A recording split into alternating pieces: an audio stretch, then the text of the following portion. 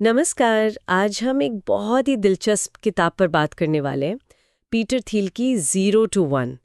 हमारे पास इस किताब पर आधारित एक हिंदी रिव्यू है और हम कोशिश करेंगे कि इसके जो मुख्य आइडियाज़ हैं उनको समझें, खासकर उन लोगों के लिए जो बिजनेस, इनोवेशन या कुछ नया सोचने में रुचि रखते हैं। हाँ, बिल्कुल। पीटर थिल जो पेपाल के को-फाउंडर हैं, उनकी ये किताब स्टार्टअप्स और इनोवेशन पर एक अलग ही नजरिया देती है। तो चलिए सीधे मुद्दे पर आते हैं। इस किताब की सबसे ज़रूरी बात क्या है? देखिए, थिल का जो मेन तर्क है वो ये है कि दुनिया में असली तरक्की नकल करने से नहीं होती, वो होती है कुछ बिल्कुल नया बनाने से। अच्छा। हाँ, इसे वो कहते हैं 0 से 1 जाना, मतलब कुछ ऐसा बनाना जो पहले था ही नहीं, शून्य से शुरुआत करना। और जो लोग नकल करते हैं वो जाते हैं 1 से n या 1 to many, मतलब जो चीजें पहले से मौजूद हैं उन्हीं को कॉपी करके फैलाना। जैसे मान लीजिए एक टाइपराइटर है और आपने 100 और बना दिए, ये हुआ 1 to many।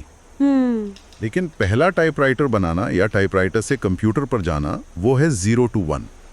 और थिल कहते हैं कि असली प्रगति इसी 0 to 1 में है। तो पहला बड़ा सबक ये हुआ कि भाई कॉपी मत करो, कुछ नया क्रिएट करो। अगर मार्केट में अपनी पहचान बनानी है तो कुछ ओरिजिनल लाना होगा। बिल्कुल सही।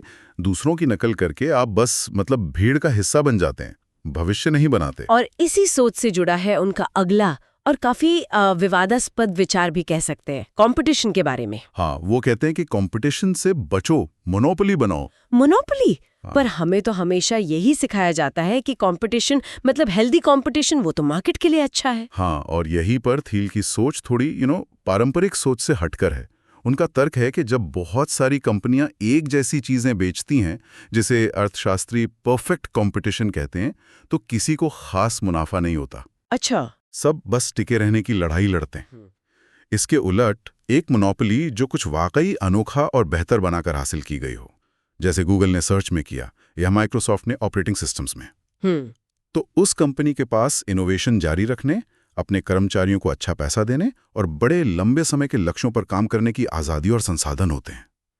तो थिल के हिसाब से ऐसी मोनोपोली समाज के लिए भी अच्छी है, क्योंकि वो नई वैल्यू क्रिएट करती है। यानी मोनोपोली बुरी नहीं है अगर वो इनोवेशन से बनी है, न कि मतलब गलत तरीकों से। ये वाकई सोचने वाली बात है। हाँ, और थिल भविष्य पर भी बहुत जोर देते हैं ना, फ्यूचर पे फोकस। बिल्कुल। उनका मानना है कि सफल उद्यमी वो हैं जिनके पास भविष्य का एक साफ और अक्सर दूसरों से अलग नजरिया होता है। वो सिर्फ अगले क्वार्टर या अगले साल का नहीं सोचते, वो दशकों आगे का सोचते हैं। हाँ, 10 साल 20 साल आगे का। वो मानते हैं कि भविष्य कोई संयोग नहीं है, उसे प्लान करके मेहनत करके बनाया जाता है।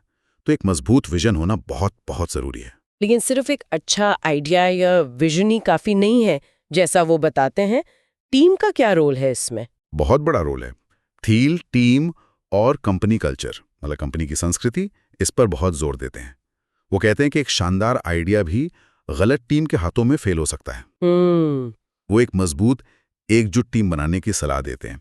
ऐसी टीम जहां लोग सिर्फ सैलरी के लिए नहीं, बल्कि एक कॉमन मिशन, एक साझा लक्ष्य के लिए जुड़े हों। कभी कभी ऐसी टीमें बाहर से देखने में थोड़ी कल्ट जैसी लग सकती हैं, मतलब बहुत ज्यादा समर्पित। हाँ। पर यही अंदरूनी जुड़ाव और मिशन पर फोकस बड़ी चीजें हासिल करने में मदद करता है। सही लोग, सही माहौल। सही लोग और सही माहौल। और फिर आता है उनका एक और मंत्र, बड़ा सोचो पर धीरे चलो। इसका क्या मतलब है? ये आजकल के जो मूव फास्ट ब्रेक थिंग्स वाली फिलॉसफी है उससे तो काफी अलग लगता है। हाँ, ये उसके काफी उलट है। थिल का मतलब है कि आपकी महत्वाकांक्षाएं, आपका लक्ष्य बहुत बड़ा होना चाहिए, दुनिया बदलने वाला, वो 0 to 1 वाला।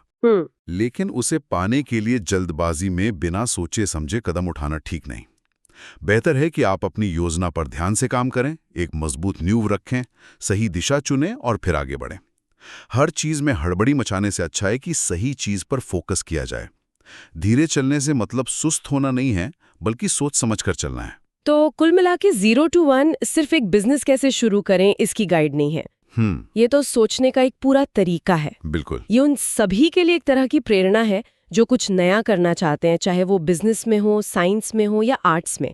ये किताब हमें मतलब बने बनाए रास्तों पर सवाल उठाने और रिस्क लेने के लिए उकसाती है। सही कहा।